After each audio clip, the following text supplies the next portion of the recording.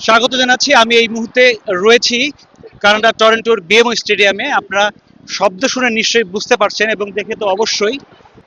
এই স্টেডিয়ামটিতে ৬টি ম্যাচ অনুষ্ঠিত হবে এবং ৬টি ম্যাচের মধ্যে গ্রুপ পর্বের ৫টি ম্যাচ এখানে অনুষ্ঠিত হবে। এর মধ্যে অন্যতম গুরুত্বপূর্ণ একটি ম্যাচ যেটি বলা হচ্ছে জার্মানির সাথে আইভরি কোস্টের, সেটি আগামী ২০ জুন এখানে স্থানীয় সময় বিকেল ৪টায় অনুষ্ঠিত হবে।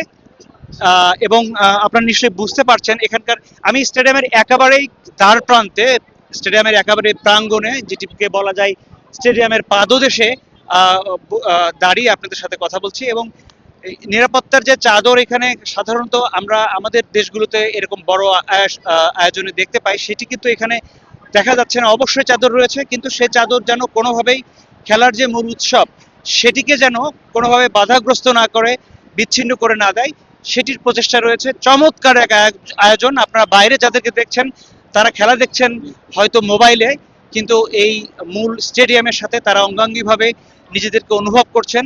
এবং স্টেডিয়ামটি দেখছেন আপনারা, এই টরন্টো বিএম স্টেডিয়াম। এখানে যেটি আমি বলছিলাম, গ্রুপ পর্বের 5টি ম্যাচ ছাড়াও আরেকটি নক আউট পর্বের ম্যাচ অনুষ্ঠিত হবে, যেটি রাউন্ড অফ 32 বলা হচ্ছে।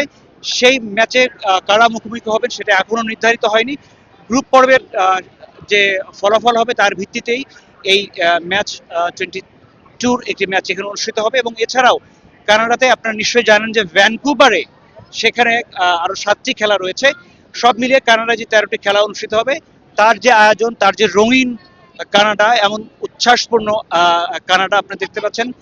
এবং লাল রঙে ছেয়ে গেছে পুরো টরন্টো নগরী। নিশ্চয়ই এই অবস্থা অটোয়া, মন্ট্রিয়াল, ভ্যানকুভার সহ কানাডার গুরুত্বপূর্ণ শহরগুলোতে। এই ছিল এই বিএম স্টেডিয়ামের সম্পর্কে এবার বিশ্বকাপ আয়োজন নিয়ে আমার কাছে সর্বশেষ।